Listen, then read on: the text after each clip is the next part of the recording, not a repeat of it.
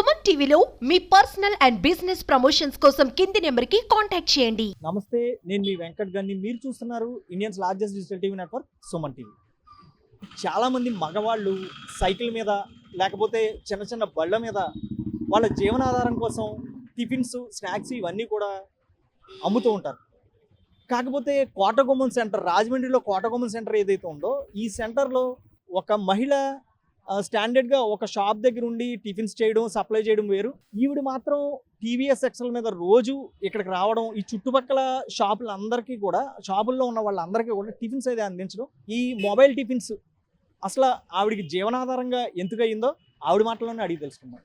మీరు ఈ అంటే మొబైల్ టిఫిన్స్ పెట్టాలన్న ఆలోచన మీకు ఎందుకు వచ్చింది? అంటే బళ్ళ మీద అయితే ఇక్కడ ప్లేస్లో పెట్టుకున్నవారండి. అందుకని టీవీ ఎక్సెల్ కాబట్టి ఇక్కడ చుట్టుపక్కల టిఫిన్ బళ్ళు కూడా ఏమీ అబ్జెక్షన్ పెట్టరు కాబట్టి ఇక్కడ పెట్టుకుంటున్నానండి. షాపుల ద్వారాగా పర్మిషన్ తీసుకొని పెట్టుకుంటున్నాను. అసలు మీ ఫ్యామిలీ పరిస్థితి ఏంటండి? అసలు మీ ఫ్యామిలీ సపోర్ట్ ఏమైనా ఉంటుందా లేదా? అంటే తమ్ముళ్ళు వాళ్ళు ఉన్నారు కానీ వాళ్ళకి ఏ పుడకెళ్తే అప్పటికే కష్టపడే వాళ్ళమే మొత్తం అందరం. వీణ బాబు అయితే షాప్కి వెళ్తాడు, మా ఆయనగారు అయితే ఏమీ చేయరు.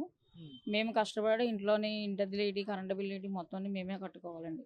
మేము ఆ రోజు వెళ్ళకపోతే ఇంకా ఆ రోజు మాకు ఫుడ్ లేనట్టే, మేము వెళ్తేనే మాకు ఉన్నట్టు. ఇటువంటి పరిస్థితి జనరల్గా చూసినట్టయితే ఒక కుటుంబంలో పెద్ద ఎవరైతే ఉంటారో వాళ్ళు కష్టపడతారు, ఫ్యామిలీ అంతటికీ కూడా పోషకాహారాలన్నీ కూడా వాళ్ళే అందిస్తారు. మీరు కష్టపడాల్సిన అవసరం ఎందుకు వచ్చింది? అంటే ఆయన వెళ్ళట్లేదండి, ఆయనకి కాలు పోలే ఒకటి, తాగుడు కూడా బాగా అలవాటు, చెప్పినా సరే వినట్లేదు. అందులోని సొంత బావ కాబట్టి ఇంక మేము ఏమీ పట్టించుకోకుండా ఇంకా పిల్లడు నేను కష్టపడి ఇల్లు మెయింటైన్ అది చూసుకుంటామండి. మీరు ఎప్పుడు కూడా ఆయన్ని మార్చే ప్రయత్నం లాంటివి అంటే మానేయమని చెప్పడం ఏం జరగలేదా? చాలా చేశానండి, చేసినా సరే ఏమీ అవ్వలేదండి. తాగి వచ్చి కొట్టేయడం, గొడవలు ఆడుకోవడం, అన్ని పగలు కొట్టేసుకోవడం, లేదంటే ఆయన ఏదైనా చేతిలో కోసేసుకొని కొట్టేసుకోవడం అలా చేస్తారండి. ఇంకా అందుకే మేము వదిలేసి ఇంకా మా నాన్న మేము ఉంటాం అంతే. మేము ఏదో వండుకుంటా పెడతాము, లేకపోతే లేదండి అంతే. పిల్లలు ఎంతమంది అమ్మా మీకు? ఇద్దరు బాబులేండి, ఒక బాబు ఖాళీయే, ఒక బాబు షాప్కి వెళ్తారు. పిల్లలు ఏం చదువుకున్నారమ్మా మీ పిల్లలు? 5 వరకు చదివారండి. ఇంకా పరిస్థితి బాగోలేక ఇంకా మానిపించేసామండి. మానిపిస్తే ఇంక ఇంట్లోనే ఇలా టీలు అమ్మడము, ఇలా టిఫిన్లు అయ్యి అమ్మడం చేసామండి. మీలాగా కష్టపడే వాళ్ళు అంటే లేడీస్లో చాలా అరుదుగా ఉంటారు. ఇది పెట్టాలన్న ఆలోచన మీకు ఎందుకు వచ్చింది, ఎలా వచ్చింది? అంటే టిఫిన్ ఫస్ట్ నుంచి అలవాట్లేదు, మధ్యలో బాగా నేర్చుకున్నాం మా బ్రదర్ దగ్గర. నేర్చుకొని ఇంకా తన లేడని చెప్పి ఇంకా మేము కంటిన్యూగా బండి అది అప్పటికప్పుడు తీసుకొని మేము పెట్టుకున్నామండి.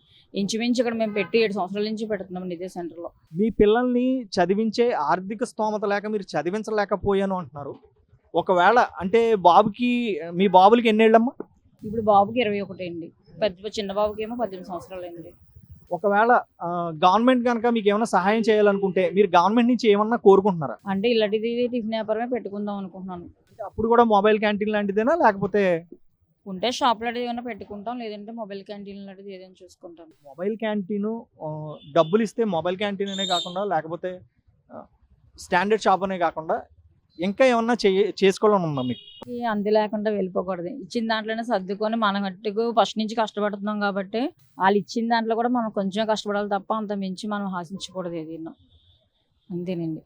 చాలాసార్లు చూసుకున్నట్టయితే ఇటువంటి అంటే వృత్తుల్లో, ఫుడ్ ఐటమ్స్లో చాలా వరకు మిగిలిపోతాయి కదమ్మా. అటువంటి అప్పుడు మీరు ఏం చేస్తారు?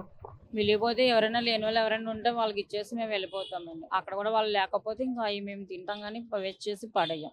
లేని వాళ్ళకి పెట్టాలనే థాట్ మీకు ఎందుకు వచ్చింది? ఆల్రెడీ తెల్లారులు వేస్తే చాలా వరకు చూస్తున్నామండి కదండి. ఆల్రెడీ ఫస్ట్లో కూడా మా అబ్బాయి చిన్నప్పుడు తప్పడిపోయినప్పుడు కూడా, చిన్నప్పుడు మా అబ్బాయి తప్పడిపోయాడు. నా అబ్బాయి కూడా అలా చాలా మట్టుగా అడిగి చేసిన మూలంగా నాకు అలా ఎవరైనా కనిపిస్తే కొంచెం ఇదిగా ఉంటుంది. ఒకవేళ టిఫిన్లు ఎవరు తీసుకునే అమౌంట్ ఇవ్వకపోయినా సరే నేను తర్వాత తీసుకుంటాను, పర్లేదు వెళ్ళిపోండి అని చెప్తాను. అంతేగాని డిమాండ్ చేసి ఆపలేండి, ఎవరి దగ్గర సరే వదిలేస్తాను కావాలని.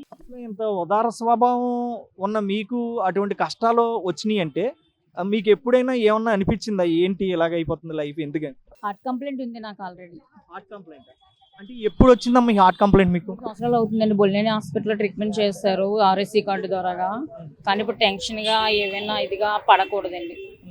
దానివల్ల ఇంక ఇంట్లో ఎన్ని గొడవలు వచ్చినా సరే ఇంకా వదిలేస్తున్నాను, పట్టించుకోవట్లేదు. నా పని నేను చూసుకుంటున్నాను, నా మట్టి నేను ఉంటున్నాను అంతే. ఏదైనా కష్టం అనిపిస్తే మా అమ్మాళ్ళ ఇంటికి వెళ్ళిపోవడం, అక్కడ ఉండడం, మళ్ళీ ఇంటికి రావడం అంతేనండి. హార్ట్ కంప్లైంట్ అంటే మీకు ఎన్నేళ్ల క్రితం వచ్చింది హార్ట్ కంప్లైంట్ అని ఎలా తెలిసింది? 35 సంవత్సరాలు అండి నాకు. ఇప్పుడు నాకు 32 సంవత్సరాలకి హార్ట్ కంప్లైంట్ వచ్చిందండి. అది టెన్షన్స్ అయ్యి ఎక్కువైపోయి, ఆ ప్రెజర్ ఎక్కువైపోయి, అంటే ఆయన తాగేసి రావడం, వాటి వల్ల గొడవలకి కేకలకి బాగా కొట్టేసుకొని అరిచేసిన మూలంగా షోక్ వచ్చిందండి. అంటే మిమ్మల్ని మానసికంగా శారీరకంగా కూడా హింసించేవారు. పిల్లల్ని నన్ను కూడా కొట్టేవారు చిన్నప్పుడు బాగానే. ఇప్పుడు అంటే కొట్టట్లేదు, చిన్నప్పుడు అయితే కొట్టేవారు. పోలీస్ కంప్లైంట్ అది పెట్టాము, డైవర్స్ కూడా అప్లై చేసాము. కానీ తనకి చిన్నప్పుడే వాళ్ళ అమ్మ నాన్న చనిపోయిన మూలంగా మా నాన్నగారే పెంచుకున్న మూలంగా ఇంకా మా నాన్నగారు వదిలే అమ్మ ఉంచుకో చూద్దాంలే, ఇంక మనం తినే దాంట్లోనే పెట్టుకుందాం అన్నారని చెప్పి ఇంక నేను వదిలేసాను అంతే. ప్రధానంగా మీకు అంటే మీ మాటల్లో తెలిసింది ఏంటంటే మీకు హార్ట్ కంప్లైంట్ ఉన్నదని మీరు చెప్పేవరకు అయితే మాకు తెలియదు. గవర్నమెంట్ ని మీ వైద్య రీత్యా ఏమి మీరు హెల్ప్ దలుచుకోలేదా? అంటే అప్పుడు మా బ్రదర్ ఉన్న పలంగా అర్జెంట్ అంటే తీసుకెళ్ళి జాయిన్ చేశారండి. తను ఉండబట్టే చెప్పడం కూడా మా బ్రదర్ ఉండబట్టే బతికానండి, లేకపోతే ఆ రోజే చనిపోవాలండి. నిజంగా ఈ రోజు ఇలా ఉన్నాను, ఇలా వ్యాపారం పెడుతున్నానంటే దానికి కారణం అయితే మా బ్రదర్ అండి. వచ్చే కస్టమర్స్ కి ఇంత తక్కువ రేట్లో నాణ్యమైన ఫుడ్ అందిస్తున్నారు, లాస్ ఏమైనా ఉందా లేకపోతే బాగానే ఉంటుందా? లేదు సార్, క్వాలిటీ ఇస్తాము, రేట్ తక్కువ ఇస్తాం. మా దగ్గర తేడా అనేది టిఫిన్ ఇప్పుడు ఇంచుమించు ఈ 7 ఏళ్ళ నుంచి కూడా మాకు క్వాలిటీ లేదు అన్న టాక్ అయితే ఎవరు లేరు. మా కస్టమర్లు కూడా కారుల నుంచి వచ్చి టిఫిన్లు చేస్తారు, ఇటు మేనేజర్లు కూడా వస్తారు మా దగ్గరికి, స్టాఫ్ కూడా మొత్తం అందరూ వచ్చి తింటారండి. బాగాలేదని ఏ రోజు కూడా కంప్లైంట్ చిన్నది కూడా రాలేదు 2 సంవత్సరాలకి కూడా. ఇంత కష్టపడుతున్న మీకు నెల వచ్చేటప్పటికి అసలు ఎంత మిగులుతుంది, సరిపోతుందా? అలా ఏమి ఉండదండి, చేసుకున్నది సరిపోద్ది అంతే, అక్కడికక్కడ సరిపోద్ది. మిగలడం గట్ట ఏమి ఉండదండి. మార్కెట్లకి వాటికి ఇంట్లోకి వాటికి సరిపోతాయండి, ఇంకంతే. మా మెడిసిన్స్కి వాటికి సరిపోద్ది, ఇంకా మిగలడం వెనకేయడం అంటే ఏమి ఉండదండి. మా బట్టల కొట్టు స్టాఫ్కి అయితే టిఫిన్ అందుబాటులో చాలా మంచిగా అన్ని రకాలు ఉంటాయి. దోశ, ఇడ్లీ, ఉప్మా, గారి, పునుగులు, పూరి, ఊతప్మా అన్నీ ఉంటాయండి. అన్నీ సరసమైన ధరలు. మా బట్టల కొట్టు గుమస్తాలు తినాలంటే ఈవిడ దగ్గర తింటాం ఎక్కువ. కస్టమర్స్ కూడా తింటారండి, కానీ ఫేమస్ అమ్మడి ఈవిడి. చూడండి, ఇలా చూడలేదండి ఎవరు. ఈ అమ్మాయికి అయితే కష్టపడతారు, రెక్క ముక్కలు చేసుకుంటుంది. ఉదయం సాయంత్రం 6 గంటలకు వస్తుంది, రాత్రి 10 అవుతుంది. టిఫిన్ అయితే చాలా అందంగా ఉంటుంది, నీట్గా ఉంటుంది. చూడడానికి కూడా తినడానికి కూడా ఇష్టపడతారు. ప్లేట్ అయితే 20 రూపాయలండి. 4 బజ్జీ 20 రూపాయలు. మనం సింగిల్ ఉప్మా 10 రూపాయలండి. ఈ రేట్లు ఎవరు బయట ఎవరండి. బయట ఎవరు కొనాలంటే ప్లేట్ ఉప్మా తినాలంటే 40 రూపాయలు తీసుకుంటారు, కనీసం 30 రూపాయలు. బాగుంటాయి సార్, టేస్ట్గా ఉంటాయి. చట్నీ కూడా టేస్ట్గా ఉంటుంది. ఇడ్లీ కూడా 4 ఇడ్లీలు 20 రూపాయలు, బజ్జీ కూడా 4 ఇడ్లీ 20. ఉప్మా అయితే 10 రూపాయలండి ప్లేటు. ఎవరు లేరండి, ఈమె తప్ప ఇంకెవరెవరో ఎక్కడైనా సరే 30 రూపీస్ అలా తీసుకుంటారు. చూడలేదు సార్, ఉంటారు సార్, కానీ ఈమె అయితే ఎప్పటి నుంచో మేము తెలిసిన కానీ ఇక్కడే చేస్తున్నాం. బాగుంటాయి సార్, చట్నీస్ కూడా బాగుంటాయి. మంచిది సార్, అమ్మాయి కూడా ఎంత తిన్నా తినమంటది, దానం చేసే బుద్ధి కూడా ఉంది. ఎవరన్నా వచ్చినా సరే వాళ్ళకి ఇస్తుంది టిఫిన్ అది ఫ్రీగా. బట్టల షాప్కి వచ్చి ఇప్పుడు తింటున్నా. తను కష్టపడుతుంది, ఫ్యామిలీ గురించి చాలా కష్టపడుతుంది. తనకి గవర్నమెంట్ ఏదైనా సపోర్ట్ చేస్తే ఇంకా బాగుంటుంది అని నా ఉద్దేశం. ఒక ఆడమ్మాయి వచ్చి టీవీ యాక్షన్ మీద వచ్చి ఫ్యామిలీకి సపోర్ట్గా నిలబడి తను బాగా కష్టపడి తను బాగా చేస్తుంది. అమ్మాయిలో చూడలేదు, మగవాళ్ళైనా బండి మీద చూస్తున్నాం, కానీ అమ్మాయిలు ఇప్పుడే నేను ఫస్ట్ టైం మా ఫ్యామిలీ మెంబర్తో మేము బట్టల షాప్కి వచ్చాం, తింటున్నాం. చాలా బాగుంది, అమ్మాయికి సపోర్ట్ చేయాలని కోరుకుంటున్నాం. బాగుంది, రీజనబుల్గా రేట్ కూడా ఉంది. షాపింగ్ కని వచ్చామండి. మామూలుగా ఉమెన్ చాలా సపోర్ట్ ఏమీ లేకుండా తానుగా ఇండివిజువల్గా తను ఓన్ డెసిషన్ తీసుకొని ఇలాగా బజ్జీ, ఇడ్లీ, ఇలా టిఫిన్ టీవీఎస్ బైక్ మీద చూస్తుంటే నాకు చాలా నిజంగా అమేజింగ్గా, ఏదో థ్రిల్లింగ్గా ఉంది, సర్ప్రైజింగ్గా ఉంది. ఒక ఉమెన్ ఇలా చేయడం ఇదే ఫస్ట్ టైం చూస్తున్నాం. ఇంకా ఇప్పుడే ఫుడ్ తిని చూసా, చాలా బాగుందండి. అందరూ వచ్చి సపోర్ట్ చేస్తే చాలా బాగుంటుంది. ఇలాంటి పర్సన్కి ఒక గవర్నమెంట్ సపోర్ట్ కూడా ఉంటే చాలా బాగుంటుంది. వితౌట్ అంటే వాళ్ళ హస్బెండ్ల హెల్ప్ లేకుండా ఇవన్నీ పిల్లల గురించి మొత్తం టోటల్ సపోర్ట్ అంతా తిన మీదే డిపెండ్ అయ్యింది. మెచ్చుకోవచ్చు, ఇంకా సపోర్ట్ చేయాలి ఇలాంటి పర్సన్.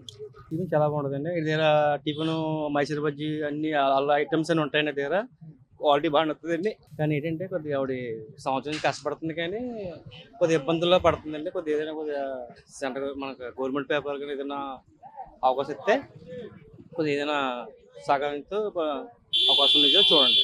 ఆవిడే చేసుకుంటుందండి. మరి ఆవిడ చేసుకున్న బాధలు బట్టే కదండి ఇలా వచ్చింది. రోడ్డు మీద చేసుకుంటుంది కదండి ఆవిడ. కొద్దిగా అంటే ఏదైనా ఆవిడకి ఏదైనా సహాయం చేస్తే కొద్దిగా ఆవిడ పేరు చెప్పుకుంటుందండి. ఎవరు చేస్తే వాళ్ళ పేరు చెప్పుకుంటుందండి. లేడీస్ అండి మరి ఇంటికాడ పాప బాధ చూసే పాప ఇంట్లో సమస్యలు ఎక్కువైపోయి వాళ్ళ అబ్బాయిని కొట్లో పెట్టుకొని పని చేయించుకొని పొద్దున వండుకొని సాయంత్రం వచ్చి చేసుకుంటుంది పాపం. చూసారు కదా, ఈ మహిళ అయితే తనకి హార్ట్ అటాక్ వచ్చి ఒకసారి తన హార్ట్కి చికిత్స జరుగుతున్నా సరే తన కుటుంబ పరిస్థితులు బాగోలేక తన భర్త కలిసి రాక ఎన్నో బాధలు పడుతూ కుటుంబాన్ని పోషించడం కోసం అయితే చాలా కష్టపడుతుంది. ఇటువంటి వాళ్ళకి గవర్నమెంట్ ఎంతో కొంత సాయం అందిస్తే బాగుంటుందని మా సుమన్ టీవీ తరపున మేము కోరుకుంటాం. కెమెరా పర్సన్ గణేష్తో వెంకట శ్రీనివాస్ గారిని, సుమన్ టీవీ, రాజమండ్రి నుంచి.